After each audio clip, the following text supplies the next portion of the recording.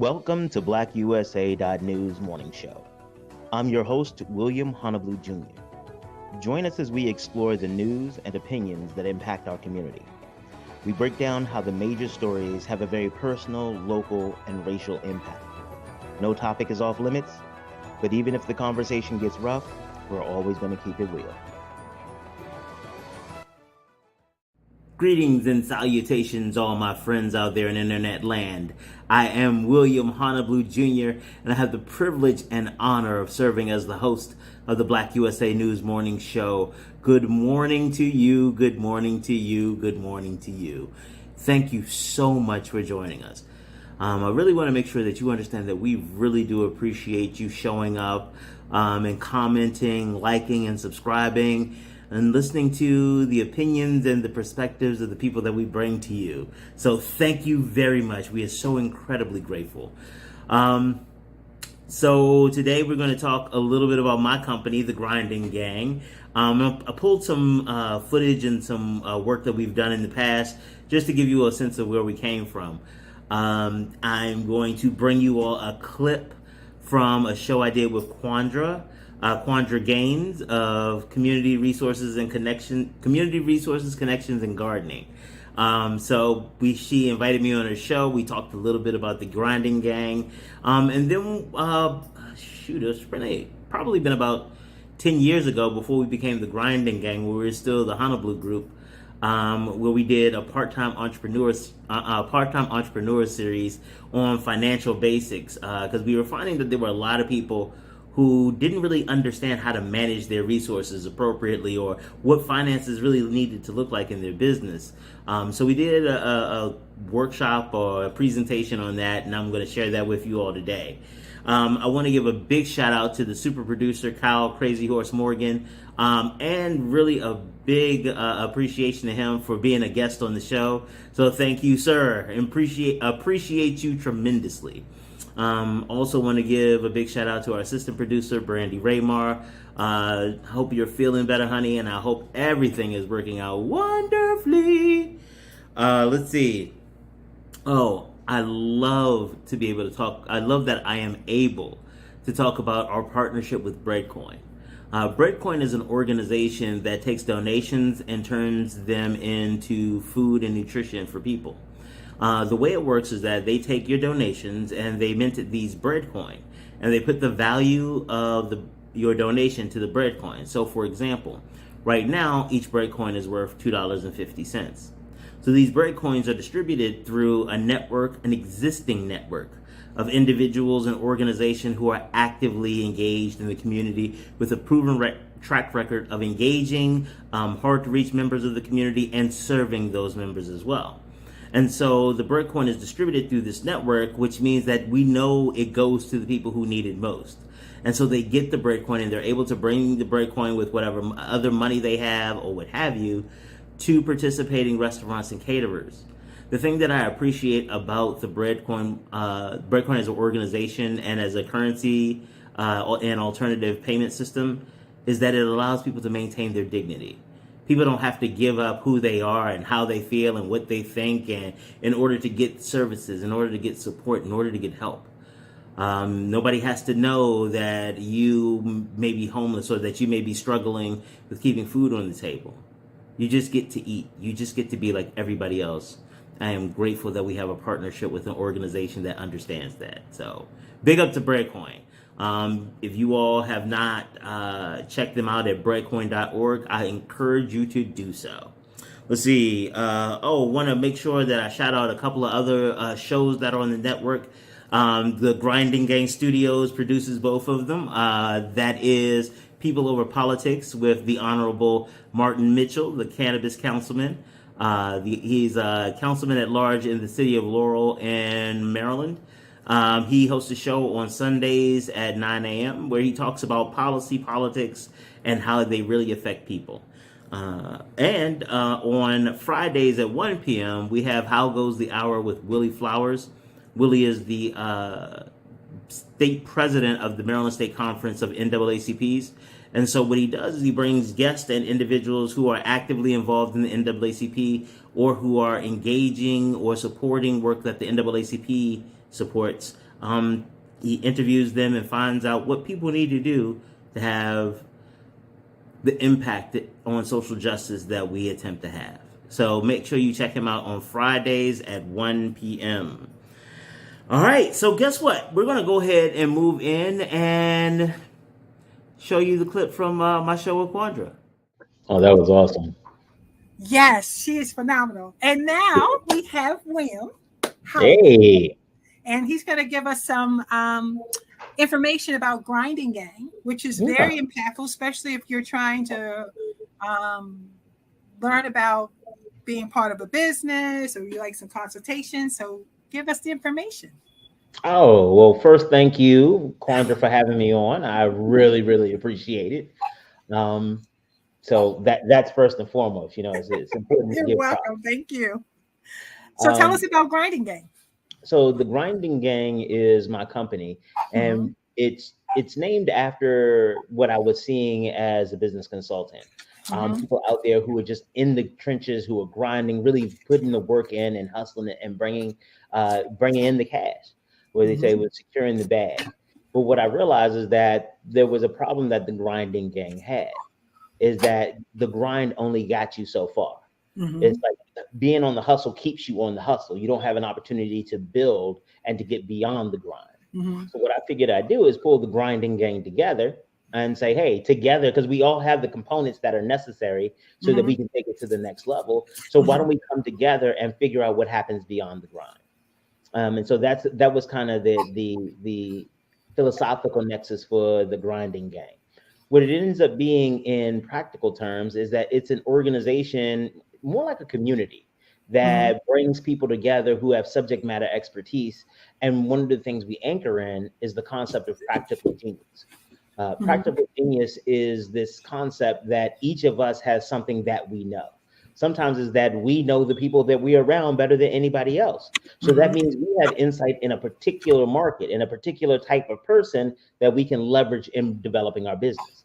Some of us have other natural skills, like some of us are good conversationalists and may be able to, talk through or entertain people that way. There may be some of us who are great writers or other types of things. And the GrindingGang helps leverage all of your resources or all of your engagement so that you can take your business to the next level and really, truly be impactful. I'm going to let you ask me questions because I can talk about this all the time. I enjoy this part. Okay, so tell me more. How can a person become involved? So the GrindingGang, we have a couple of different ways to become involved. So on the one hand, the customers that we service are individuals who are in either for-profit or nonprofit businesses. We specialize in organizations that are small businesses and micro enterprises.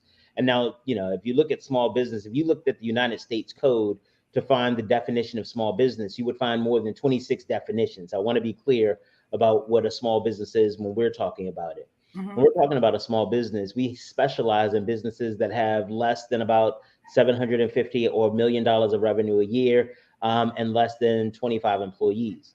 We have an expertise in businesses with less than 500,000 in revenue and less than 7 employees. Because what we found is that the conversations that you have with businesses at different levels needs to be different.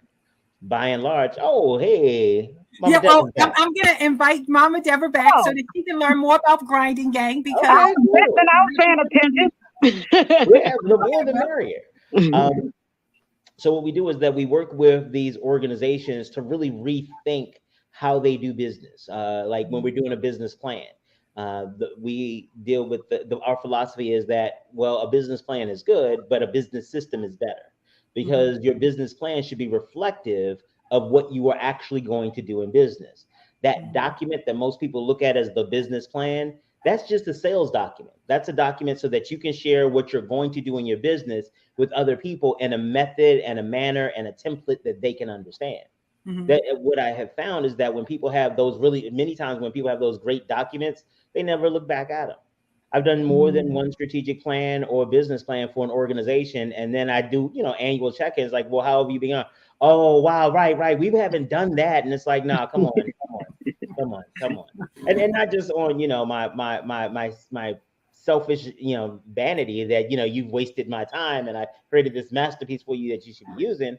But it is more than where is your organization? Because in the strategic plan or in the business plan, we laid out what the map was. It's kind of like me saying like, hey, I printed you out directions to drive to Cairo, Georgia.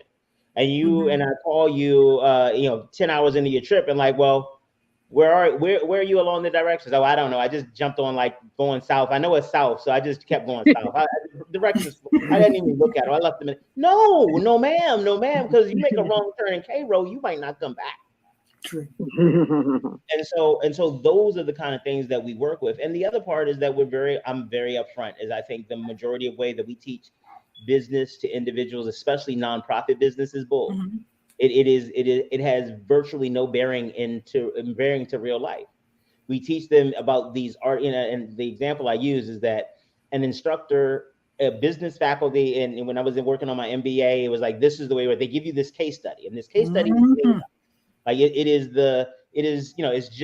their ideas about what could happen to business. Then they give it to you and they want you to come up with a solution based on the limited information that they've given you.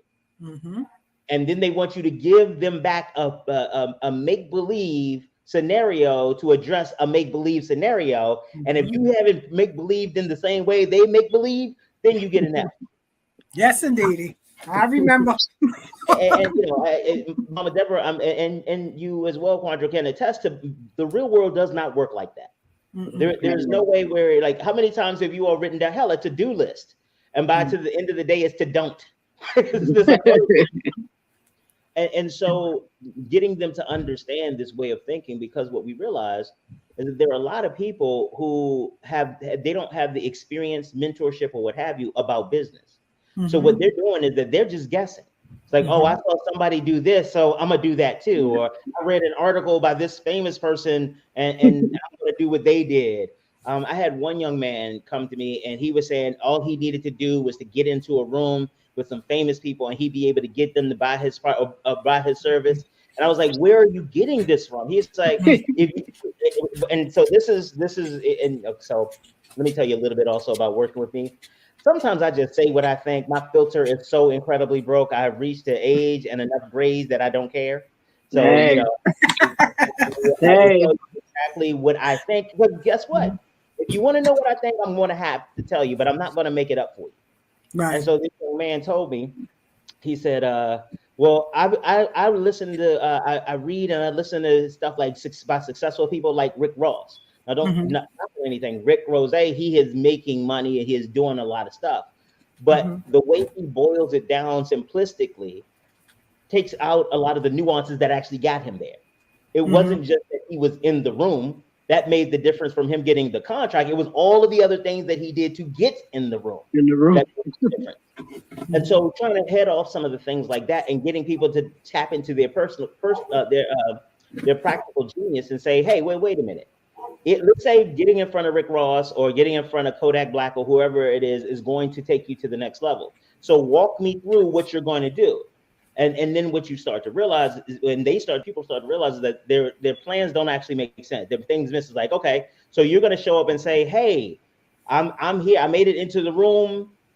So how can we do business? I was like, do you have any contracts ready? Who's going to vouch for you? And it's one of those things and I am very upfront, and Quandra will tell you that working with me is disorienting. Things don't make sense. It makes me very frustrated, and I just need to make it to make sense. And what happens is that things like that, those aren't those types of things because I understand where they come from. Oh, you okay, Mama Deborah? Did I go out? Can you hear me? Can you hear me? I can hear you. I can hear you. Okay, Mama Deborah, can you hear him? Can you hear Will? Went out. How about now? She was muted. She can hear you, but she was muted. You can hear her, but she should be able to hear us. Okay. I think she said we're good now. Okay. So getting people to tap into their practical genius about how they navigate spaces, that becomes important because the decisions are yours. As a business consultant, if you make $1 million, that's wonderful for you. If you lose $1 million, that sucks for you. I got to get new clients. And so if I don't have the responsibility of living with the consequences of the decisions, it is still your decisions to make. And my job is to help you with that.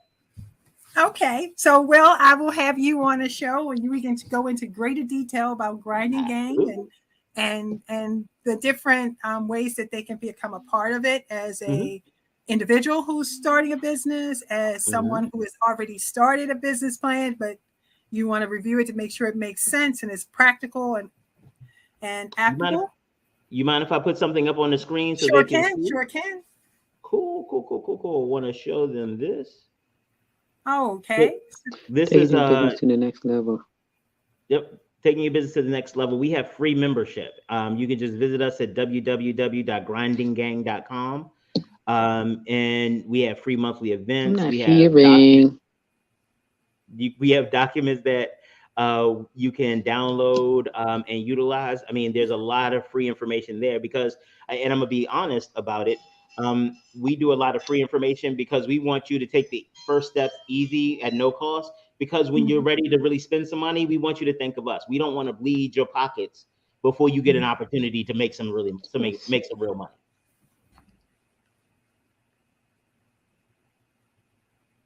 I think Mama Deborah's having some technical difficulties with her sound system. I can't hear. You can't hear? No, she can't hear. You want to pull her out? Okay, hold on.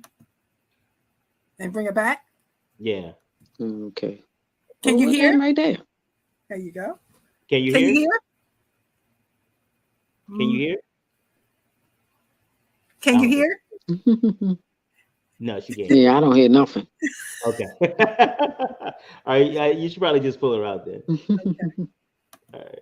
All right. So, wow, we went over by 7 minutes, but it's worth 7 minutes. I appreciate you having me on. I apologize that I talk a lot. So that's okay. That's fine. That's fine. The most important thing is information, getting everything, because school is going to restart. It's going to start in another 2 weeks, and kids will be going. And then some schools start after Labor Day, but just getting information out here about how important and how imperative community plays a huge role in the development and the rearing of children, but it also plays a role in the development and rearing of being a parent, because we don't know it all, and it begins to develop you as a person, but also it allows you to expand your village.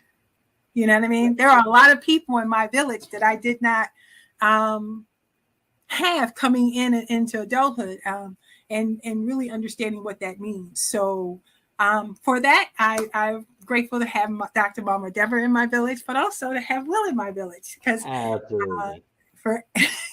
there are times when I am pulling my hair, where there are certain things that just understanding the dynamics of corporate America, of business, of community, and even as an individual now in my 50s, into my 50s, and understanding what I will stand for and what I won't stand for. So on that note, it has been a pleasure having Dr. Mama Deborah, who I hope to invite back again, and to you, Will. No problem. For that, I'll say thank you for joining us, and have a wonderful evening, and stay Black.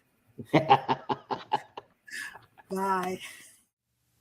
Hey everybody, this is William Honeyblue Jr. and welcome to the Part-Time Entrepreneurs Series. This portion of the series is called Financial Basics.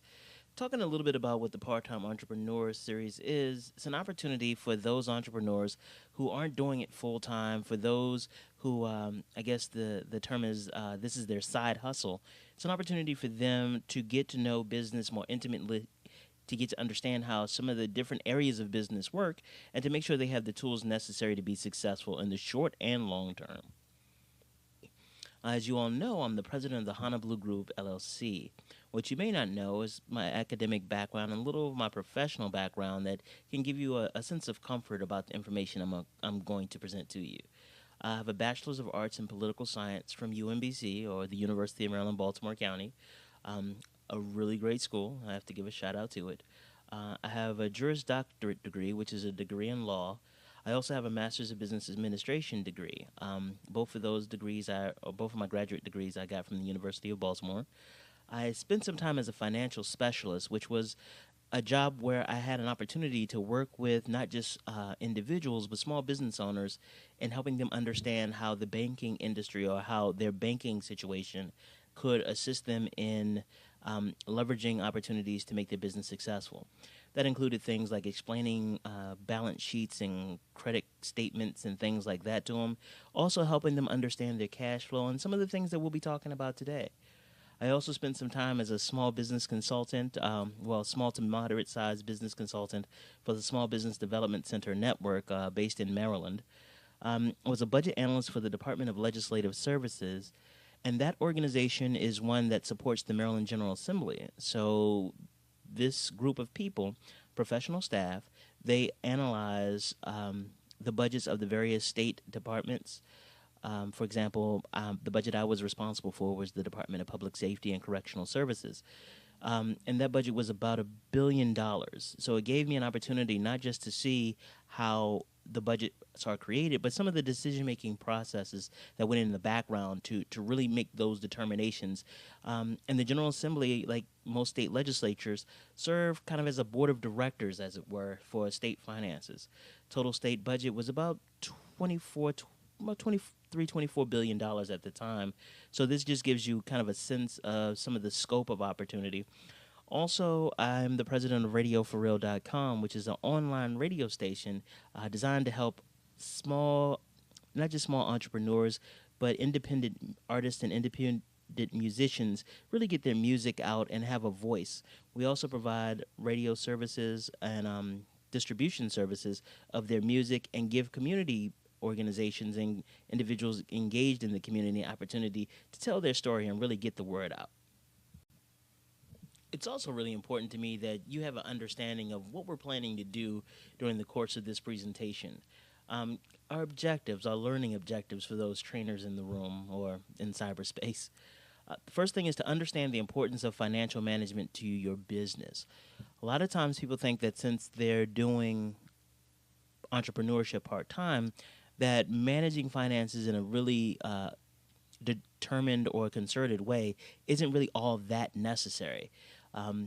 That is one of the quickest ways to financial ruin and to turn your business into a hobby that costs you money instead of making you money. We also want to be able to develop basic financial statements. It's really important that people use their financial statements as management tools. Sometimes we think of financial statements just as those things that bankers or lawyers or some other group of people use, but they're really important for management of an organization or management of a company or management of a part-time enterprise to really get an assessment of how successful the business is going and what needs to be changed. We'll talk about that in a little bit more detail. To become familiar with kind of basic financial vocabulary. When you're interacting with your accountant or your banker or whomever, it's important that you understand the words that they're using. I've had many clients who come to me for business consulting and we'll be having a conversation and I'll explain a term and they'll go, oh, that's what my bookkeeper or that's what my accountant was saying. And when I ask them, why didn't you ask them then? And the honest answer is normally, I didn't want to embarrass myself. Understanding the desire not to embarrass yourself, but it's really important that you understand what your business is doing and that you understand the language that people are using to describe your business success or some of the challenges you may be facing. We also want to be able to determine how to maximize the return on your investment in assets. This becomes a really critical piece when doing business, especially part-time. Doing business part-time, you don't have an opportunity to, make it up as you go along. For those who are doing entrepreneurship full-time or running their businesses full-time, they kind of learn on the fly. And if they make a misstep, a lot of times they have the time to go back and take care of those missteps. But it's really important to start thinking about your business from a point of return on investment or return on assets, because otherwise, again, you have a hobby that you'll end up paying for. And also how to understand how to protect your money. At the end of the day, business is really about the money that you make. You know, people talk a lot about feeling good about what you're doing and those things. You can feel good about what you're doing by volunteering in the community. Most people engage in business to make a little extra money or to get some level of financial freedom, or not even freedom sometimes, just comfort, to keep your head above water in some cases. And if you don't understand how your money works, you may never be able to achieve that. So who knows where you end up. It's important before we get started also to make sure that we set a few ground rules. Now, these ground rules are Williams' general rules about business. These are no one else's. I take full ownership and responsibility for them. And speaking of responsibility, that leads me to the first rule. Your business is your responsibility. There have been times where my clients come to me and tell me, well, my accountant said this, or my staff did that, or I did this because someone else advised me, or my cousin said, or one of my suppliers said, and I did this, or the salesperson said, blah, blah, blah, blah, blah. It's your responsibility. If you are not managing your business, if you're not taking control and finding people that you can work with and trust and who are competent, then the outcome is really your responsibility. If you engage in a decision, or if you make a decision based on information that you receive from a source that isn't credible, it's your responsibility. If you didn't plan for a contingency, again, that's your responsibility. And I think it's important to pay attention to the lines of responsibility, so that not to scare anybody, but just to make sure that we have a responsibility as entrepreneurs to be vigilant, especially the part-time entrepreneurs. The next is that planning is the key to success. There is a saying that if you fail to plan, you are planning to fail. That is incredibly true. Now, we shouldn't get what people call the paralysis of analysis. That's another thing you'll find. If there's a saying about it, I've probably heard it, and I will probably use it. You shouldn't get paralyzed by trying to figure out and plan for everything, because there are some things that will come that you cannot plan for. But the issue is making sure that you plan for as much of it as you can to maximize your likelihood of success. All the advice that you get is not valuable is the third ground rule. And I say that not necessarily talking about the advice that you get here today as you're going through this, because I'm hoping that all of it is valuable to you, but making sure that you pay attention to the credibility of your sources of information. You have some people who provide advice from their perspective, not recognizing some of the nuances of your business, some of the nuances of your customers, your clients, your market, or anything like that. So following their advice may not be helpful to you. Always take advice with a grain of salt, and take it and make a decision on your own. Don't just follow it wholesale. Always do your research.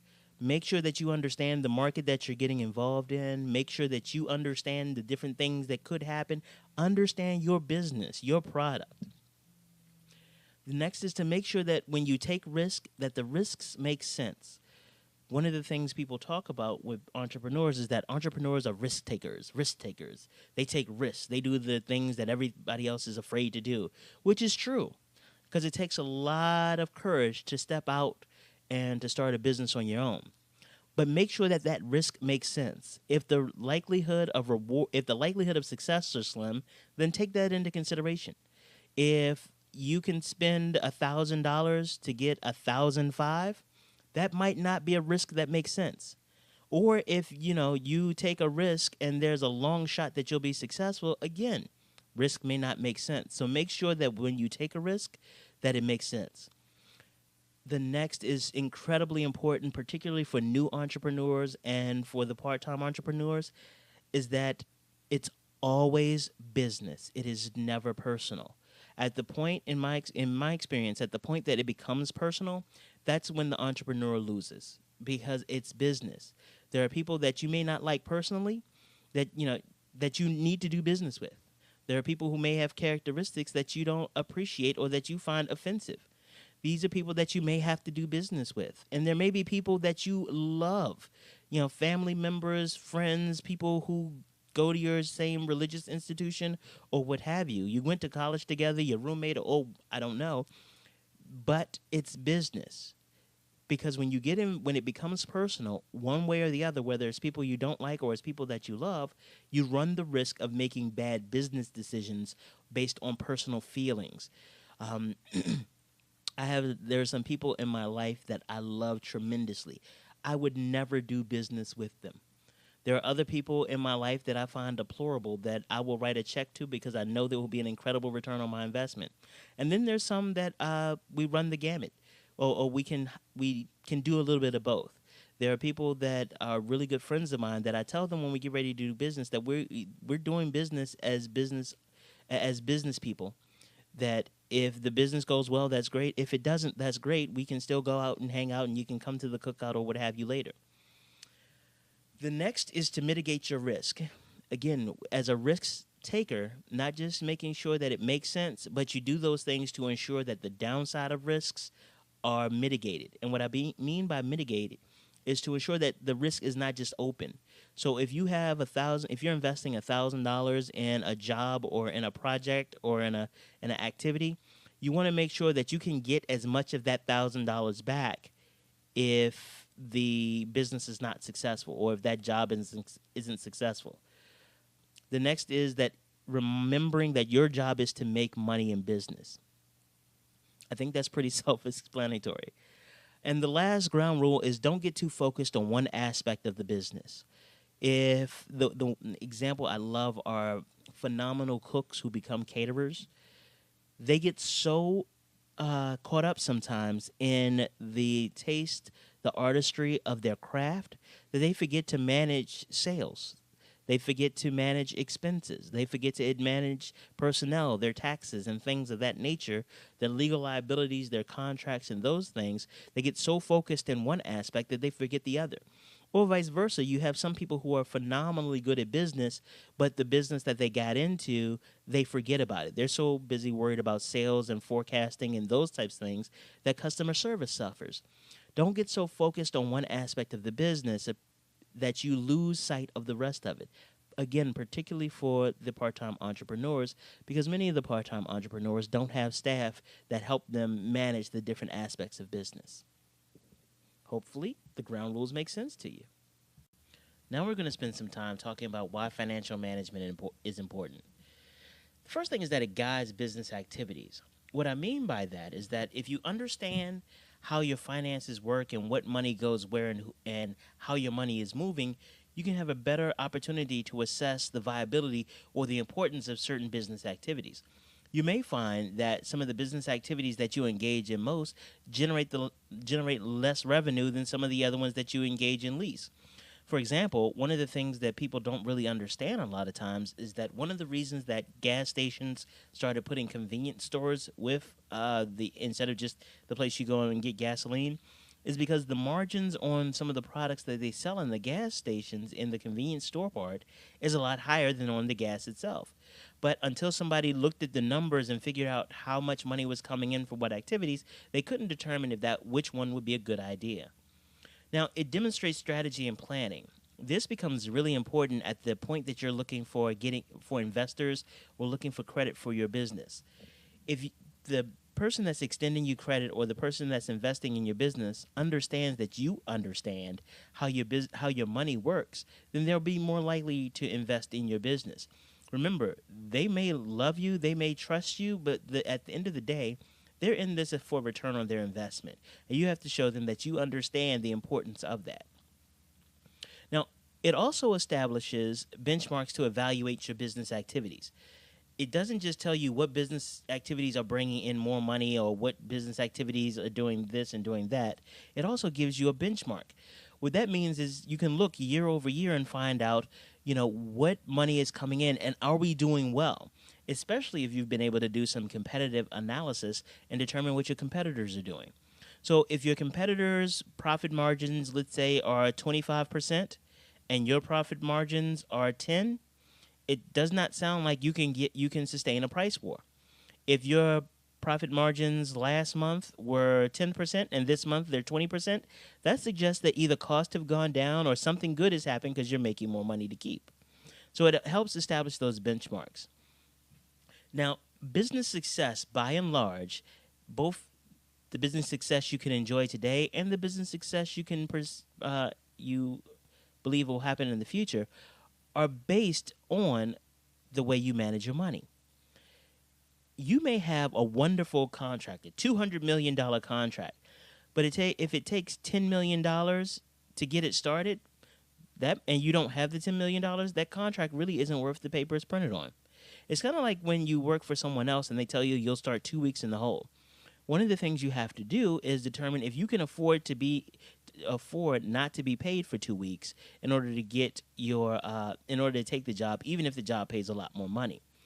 A lot of the times the businesses come to me when they're on the brink of failure and we're trying to rehabilitate them, or in some cases, I guess, habilitate them in the first place, is that they have not managed their cash flow. They may have good activities, generating lots of invoices, generating lots of revenue, but that revenue isn't hitting the books, isn't coming through the door. Money that people owe you isn't that helpful because you aren't able to spend it. So it's really important that when you manage your finances appropriately, you can have greater control over those types of things. And in my experience, and you can ask accountants, lawyers, business owners, bankruptcy lawyers, and bankruptcy judges, what we find more often than not is that businesses that don't manage their money well, they really don't end up surviving long. So it's really, really important that you manage your money. Now, there's some very fundamental questions that you need to ask yourself before you begin business or before really sitting down to evaluate your financial situation. One of the biggest ones, and which may sound the easiest, but in my experience hasn't been for a lot of companies, is the question of what type of company do you have? When you ask yourself what type of company you have, it gives you an opportunity to really evaluate your competition and also to see what margins or what financial benchmarks make sense for your company. If you are a marketing company, that's different than being let's say, an event planning company.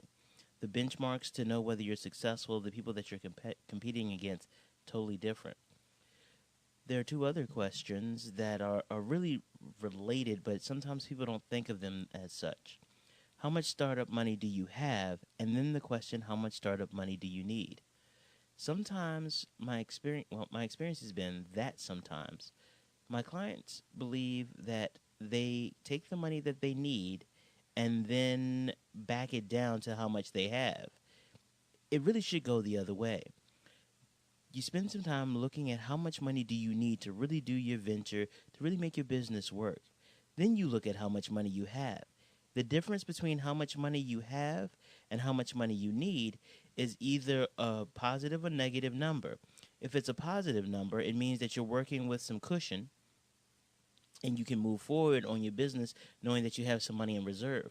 If the number is a negative number, that suggests that you need to stop, take some time and get some more money.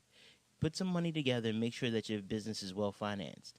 Otherwise, you'll end up in a situation where you'll lose. Not only will your business have a lower likelihood of being successful, but you'll also lose the money that you put in to begin with.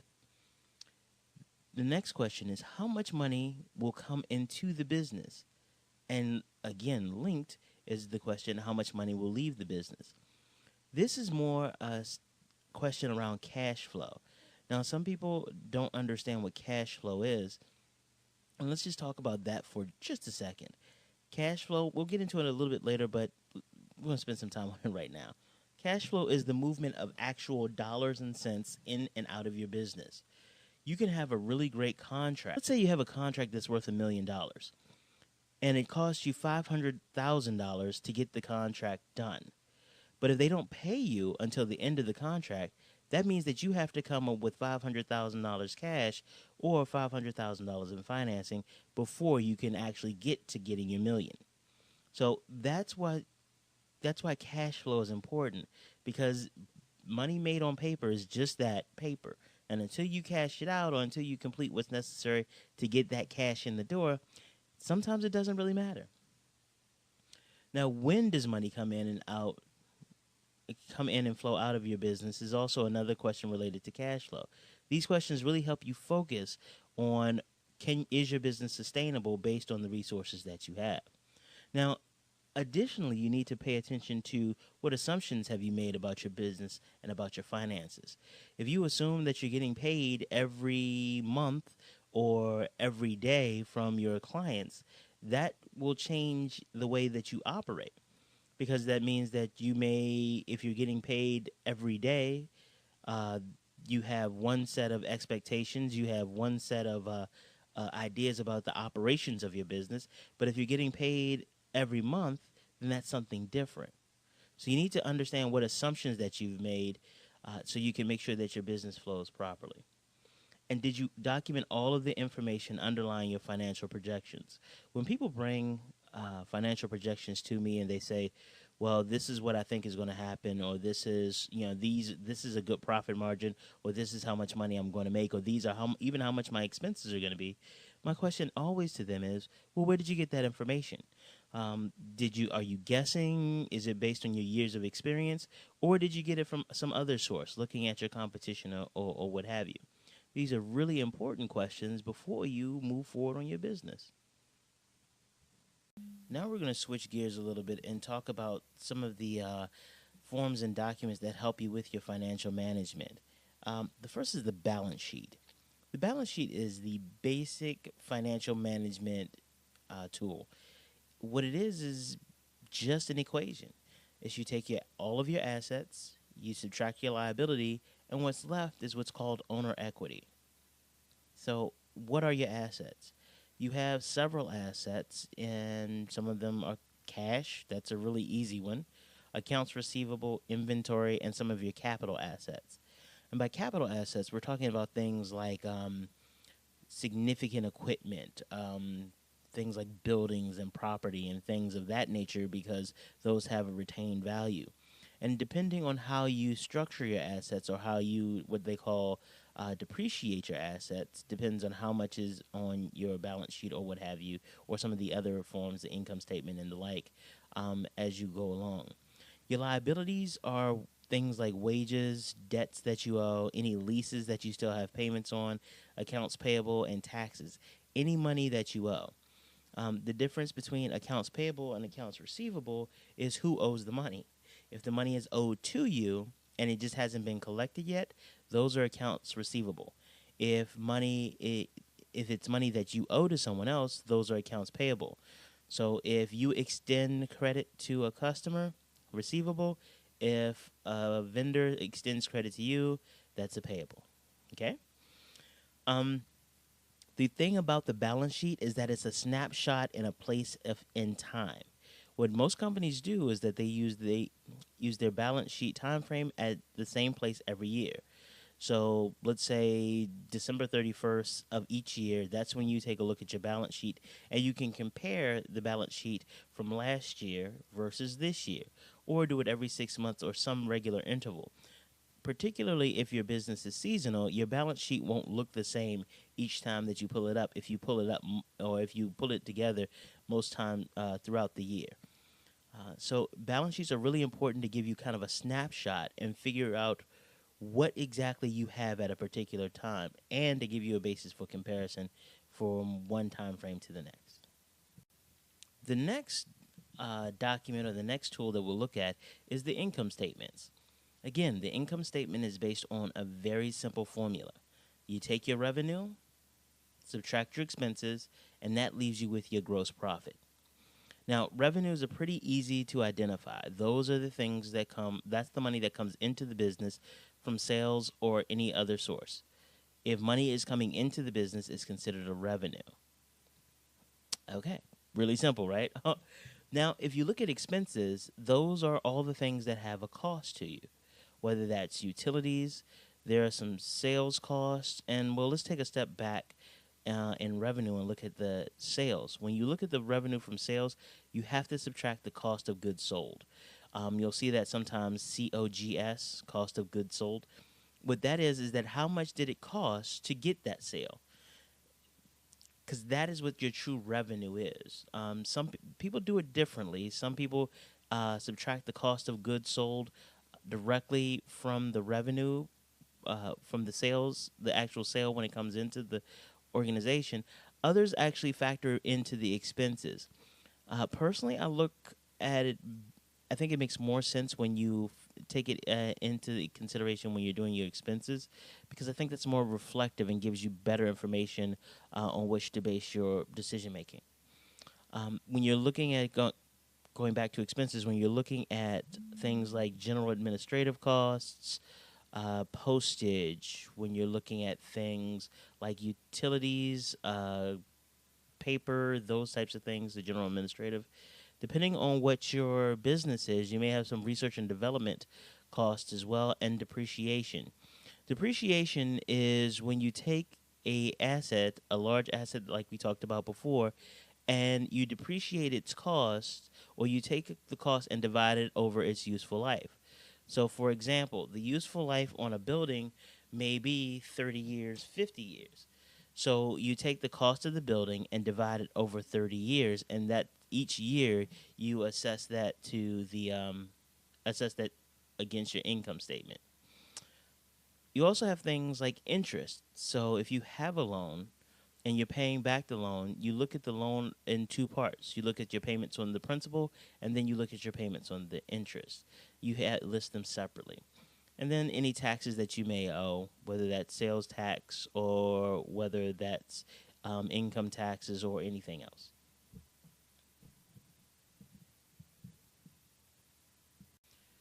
Now we're going to talk a little bit about the cash flow statement. We discussed cash flow a little bit ago, but the cash flow statement is the document that kind of represents what that means.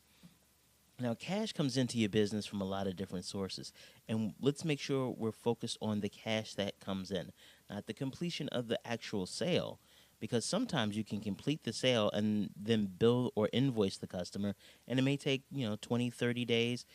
Unfortunately, I've seen some of my clients that it takes 2 years to collect the cash that they're owed. So we're not counting money that's owed to you. We're only talking about money that comes in the door or gets deposited into the account. Okay. Now, you have to get money from somewhere, but there are different places that it comes from. You can get money from your operating activities, which is normally where businesses like to get their money. It means that you engaged in an activity with a client, and that client exchanged money to you. Now, one of the ways that businesses get the cash in the door is that they offer incentives to clients to pay at a particular time frame. So sometimes you'll get a discount for paying in 30 days, paying within 30 days or before 30 days. So let's say if a client has 30 days to pay, if you have terms of what they call net 30, that means the client has 30 days to pay from the date that this invoice is sent. Then you may say you get 10% off, or you get 5% off, or you get 20% off if you pay within net 15. The reason that you do that is that the faster the money comes into you, the more likely it is you'll be able to use it effectively for growing your business. Also, it means that it's more likely that the client will actually end up paying, because that is something that you have to take into consideration. Now you can get cash into the business from investing activities. That means that there is someone who's investing for ownership interest in your company, and they're giving you money for that investment. Now, that's still cash coming in the door, but it's cash coming in from another source. You can get money from financing activities. Cash will come in. You can take out a loan, and the lender, the bank, or the individual lender will give you that cash, and that's cash that comes into your business. The reason that we make a really big distinction and we kind of harp on the difference between cash and money owed is because cash you can actually use. You can't really spend money that you don't have. Unfortunately, I've seen clients who do it, but you really shouldn't spend money that you don't have yet. When you actually have cash, you can grow your business in a lot more focused direction. And also, when you're looking for investors, they want to see that your return on investment, or their potential return on investment, is more than just paper money. No pun intended. The other part about the cash flow statement is that makes it really critical is looking at the timing that this money comes into your business, because that becomes an issue around effective financial management. If you have terms of net 30, but your cost or your terms for your suppliers are net 15, meaning that you have to pay your suppliers 15 days after invoice, whereas your clients pay you 30 days after invoice, there's about a 2-week period there where you don't actually have the cash in, or you don't have the cash in to pay your suppliers. Or vice versa. Let's say your clients pay you in net 30 and your suppliers pay your suppliers in net 45. That means you have a 15-day window where you actually have cash on hand, and if your supplier can negotiate, if you can negotiate a discount with your supplier, you may be able to take advantage of that. But if you're not monitoring your cash flow, you'll never be able to know exactly what you can do, how much money you have, and when you need to either be concerned or celebrate. Now let's take a look at some of the things when you're putting together your budgets or when you're putting together your expenses, or what have you, some of the things that you need to take into consideration when operating your business. First is reasonable salaries. And you notice I'll put the word reasonable there. The reason is that when people are starting businesses, particularly people who this may be their first venture or their first time paying themselves, they'll do one or two things, has been my experience. One, they'll put really high salaries next to their names or the people that they want to bring in to assist them, or they'll do really low salaries. Do some research, find out what other people in the industry or in your market make to do something very similar. That would be a really great benchmark for you to determine what's reasonable. One of the things that we look at when making decisions or when I do financing or help people with financing is that banks and lenders and also investors want to see that you actually know what you're doing. So they're taking a look at the numbers that you submit and determining whether they're reasonable or not. The next is cost of goods sold. If it takes you $30 to make and to sell something that costs $50, and I can do the same thing for $20, then not only can we get into a really big price competition, my gross margin is higher than yours. Now, it also goes back to what investors and lenders may be looking for when they're evaluating your business plan or your ability to manage the finances of your business. If you say that based on your estimates, it may only take you $10 to make it, and the lender knows that the market or the industry standard is about $30 to make it, the same product, the lender's going to consider that you really may not know what you're doing. So again, you need to be able to justify where you came up with these numbers. If you're coming up with the numbers out of whole cloth, then that's not really a good sign of the likelihood of your business's success. Looking at advertising and promotion, you need to make sure that your advertising dollars are well spent. If you are, let's say, developing you're developing products to service blind people, having really high graphic, high resolution color copies of flyers that you're distributing, probably not the most effective use of your resources, unless, of course, you can justify that although the product may be for blind people, that the people purchasing the product are the sighted.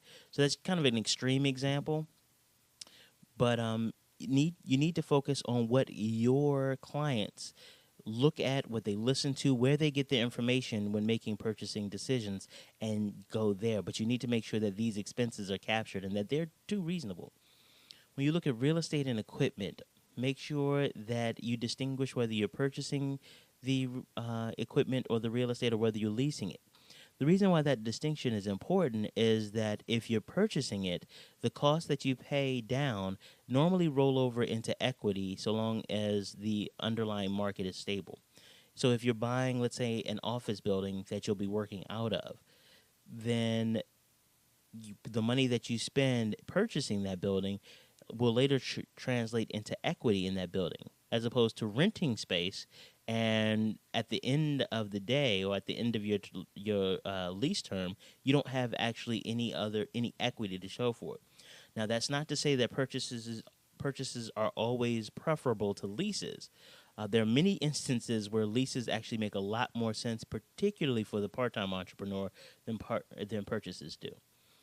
Sometimes I've noticed that when people bring their financial plans to me for their businesses, they don't take into consideration utilities. even if you have a home office, you should take into consideration the utilities that you use to operate your business out of your home. Supplies, how much does copying paper take? How much does ink take? How much are these things? How much of them do you use in a given time? If most of your activity is done via the internet, emails back and forth, digital signatures, you may not spend as much as someone who, let's say, a lawyer developing documents for discovery or making copies and things like that. Absolutely different. So you need to make sure you take those things into consideration. You'd be surprised how many businesses don't take into consideration insurance. Or if they do, they look at the minimum amount of insurance that they need, particularly part-time entrepreneurs. It is critically important that you get all of the insurances that you need. Sit down with an insurance broker, explain what your business does, explain how your business operates, and then figure out what insurance do you need. Granted, remember that the insurance broker is a salesperson and their job is to sell you things. But also to listen to what they say and make sure that it makes sense to you, because there's nothing worse than working really hard, making a lot of sales and doing real well with your business, and then having that money taken from you because of unexpected liability that you could have gotten insurance to cover. Some entrepreneurs, particularly part-time entrepreneurs, think that insurance is a waste of money. I hope for your sake that every dime you ever pay in insurance is a waste of money. If you look at your car insurance, if you ever have to use your car insurance, that means something bad happened. That means you got into an accident, or your car was stolen or something like that. I hope for your sake that every dime you ever spend in insurance you feel is a waste, because that means you didn't have to call it in. That means that something bad, that unfortunate incident that insurance is designed to protect from, didn't occur. There are license fees for many of the things that some part-time entrepreneurs do. Make sure you take those fees into consideration, or the fees for licenses, or the fees for continuing education to maintain your license. For example, in Maryland, insurance agents have to take a certain number of what they call continuing education units or continuing education credits, or you lose your license, so you're not able to sell insurance anymore. So take those things into consideration when developing your budget. Also, annual government fees. A great example is in Maryland, it costs, I think, about $300 for a limited liability company or a corporation just to file the personal property tax document.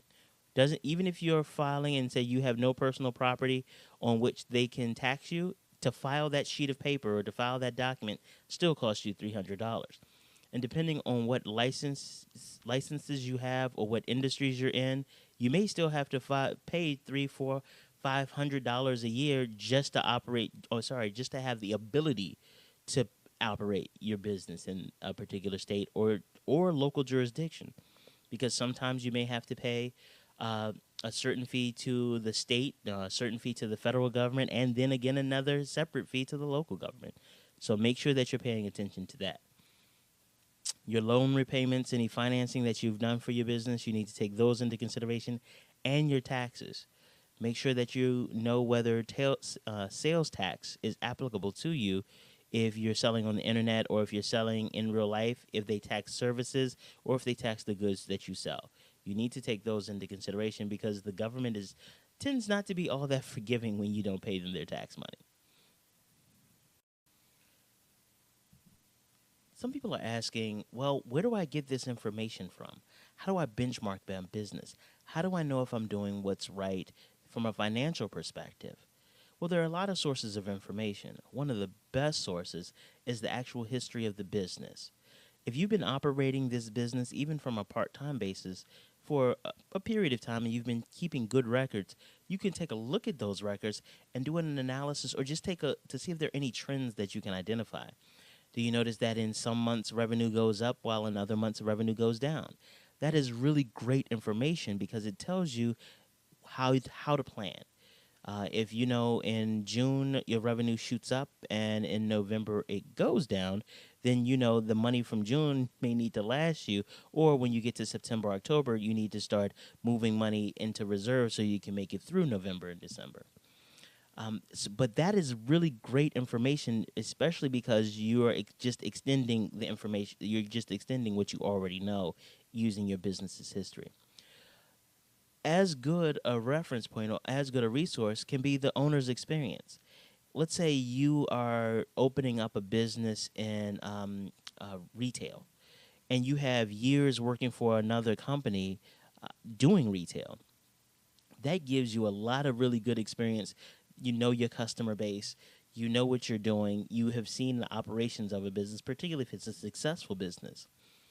And you can use that to build on to make sure that your business is a success, taking a look at how the finances of that business were managed and also what the benchmarks were there. You can do what they call competitor intelligence. That's a fancy way of saying, what is my competition doing? What are their benchmarks? How do they know when they're successful? Getting that can be a little dicey at times, but there's some organizations, some businesses that more than happy to tell you what's going on with them.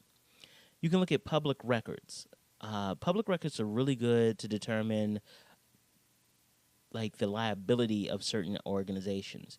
If you see that organizations in your industry or in your area are being sued on a regular basis in public records, that's a pretty good indication that you might want to get better insurance or make sure that you can mitigate those losses. You can look at industry analysts. You have analysts all over the country in virtually every industry who write and publish information in newspapers and journals and different other publications. You can use that to try to figure out what's going on with your competitors or really good benchmarks. There are government filings. One of the best ones, in my opinion, is the one the SEC, the Security and Exchange Commission. They call it the Form 10K. If you look at the 10K, it tells you what businesses have done. I mean, there's some lag time behind it, but it really does give you a good snapshot of what's happening in other organizations. Make sure you read newspapers and magazines and trade publications in your industry. There are numerous reference books that just outright tell you what your ratio should be based on historical averages and what they know, what these authors know about the industry. And then, as always, the internet is a phenomenal resource. But make sure that when you're using the internet or any of these other resources, that you are clearly paying attention to the source of the information. That a web page because I want www because I think this is true.com or something like that may not be the best reference point. Try to stick to reputable organizations, maybe a JD Power, Consumer Reports, Barron's, Moody's, even Motley Fool. So try to stay with something that has a track record of success.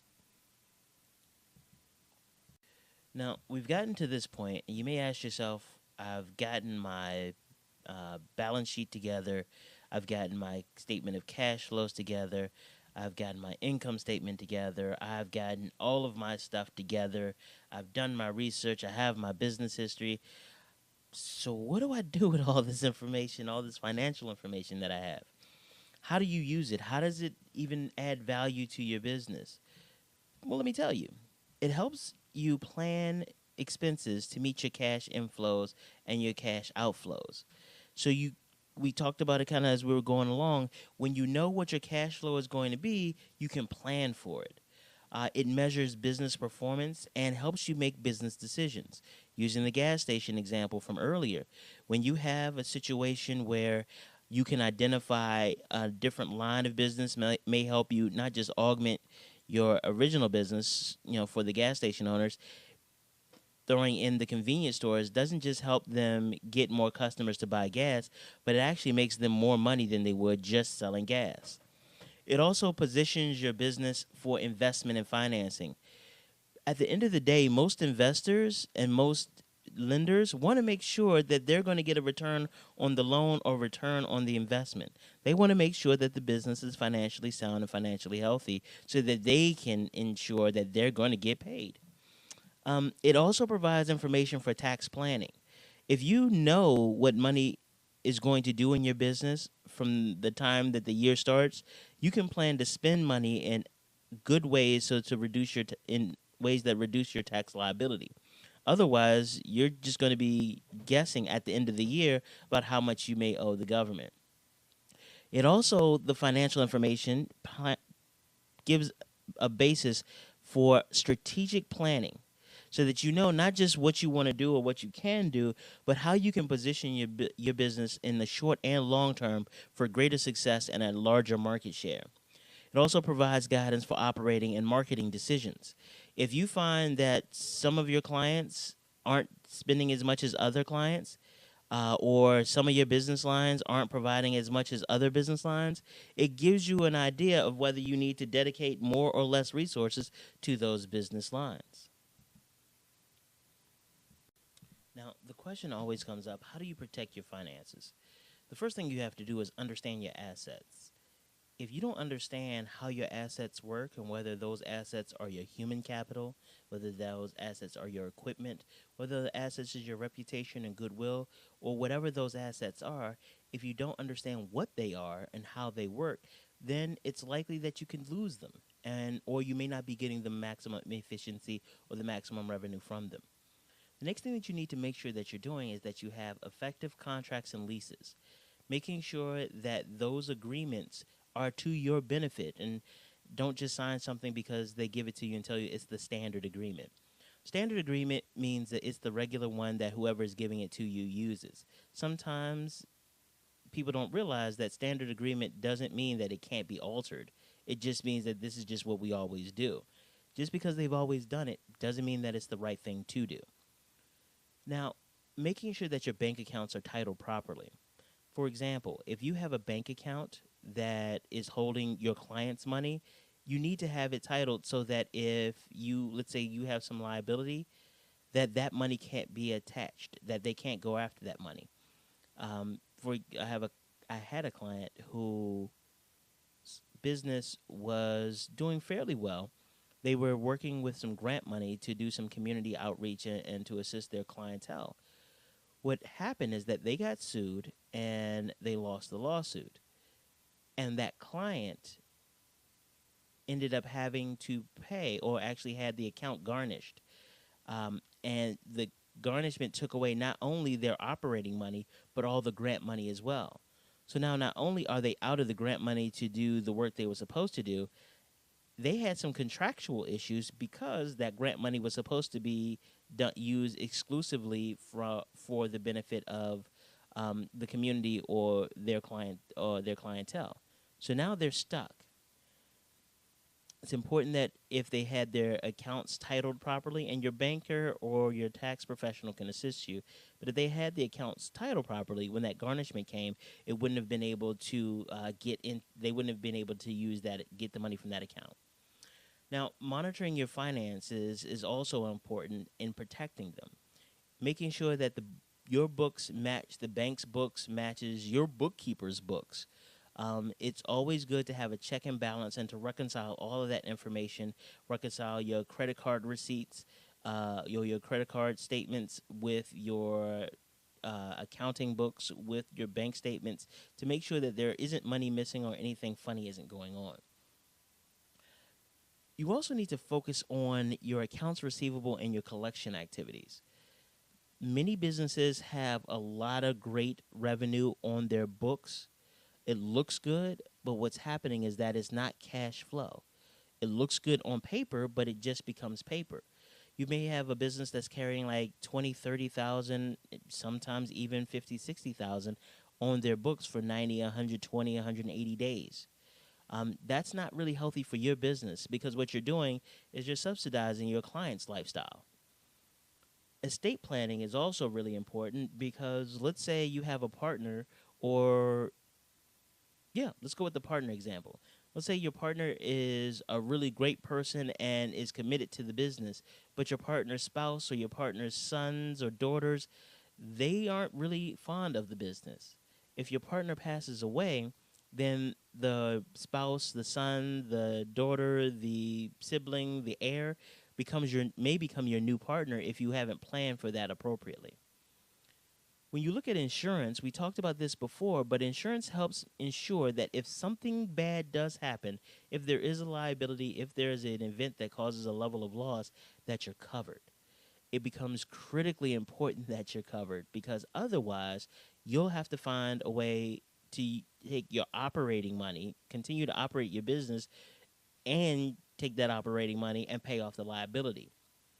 Make sure that your expectations are realistic. If you don't have realistic expectations of your finances, you will be disappointed.